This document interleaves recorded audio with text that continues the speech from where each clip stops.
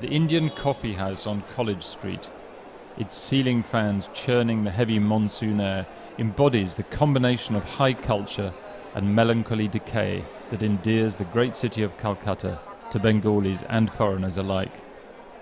In the heart of a district of booksellers, the cafe echoes to the highbrow arguments of writers, students, and intellectuals, as well as to the clash of cups and saucers. A portrait of Rabindranath Tagore, the great Bengali poet and polymath, presides over the hubbub. But Calcutta has fallen on hard times, and the talk these days is of economic and cultural decline. It has deteriorated a lot, and there are multiple factors behind it. First of all, this place has grown extremely congested. If you go onto the roads, you will find millions and millions of people milling in Calcutta for their livelihood. Then there has been a decline in the number of employment also due to sudden closure of industries, etc. Deterioration of values, deterioration of behavior, deterioration of education, culture, everything, everywhere. Calcutta has a glorious past.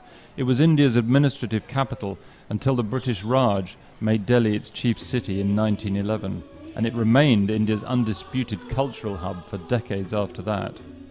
Modern education, starting from the late 18th century, together with Western curriculum, ancient and classical Indian learning, modern Indian languages, and the culture of print, which came late 18th century, Shakespeare and modern science and print culture coming to Calcutta at the same time, which created this kind of mix that gave Calcutta its reputation.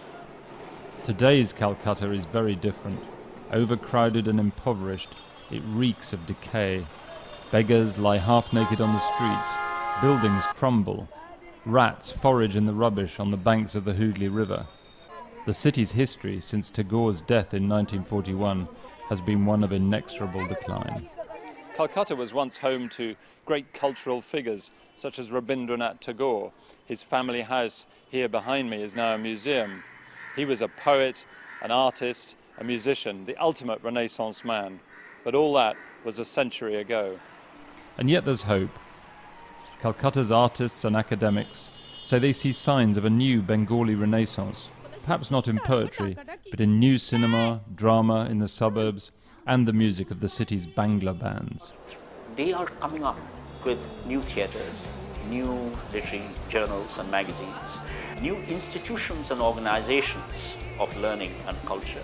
They are trying to criticize, they are very innovative, and that gives us hope that if we have our sights sort of fixed on Calcutta as you knew it, then maybe we can say that Calcutta is declining. But if we look in and around the place, then there are shoots of new life springing up all the time. Actually, culture in Kolkata, it's always rich, got a good legacy. So people always work with arts for the sake of art. There are so many artists, so many singers, so many vocalists, so many instrumentalists. There are a lot of craftsmen. So Calcutta will be a cultural hub throughout. Aparna Sen is an actress and film director who has celebrated the melancholy glories of the city's social history in her own films. She laments the loss of some of Calcutta's old eccentricities, but remains as hopeful as the filmmakers who have followed her that Calcutta can find itself again as a city of culture.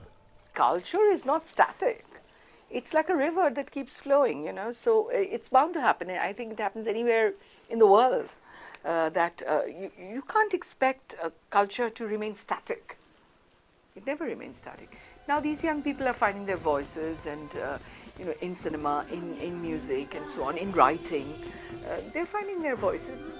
There's plenty of nostalgia for the lost glories of Calcutta's cultural heritage, but the artists and the writers who live here are confident that their city can constantly reinvent itself as it has done so often in the past.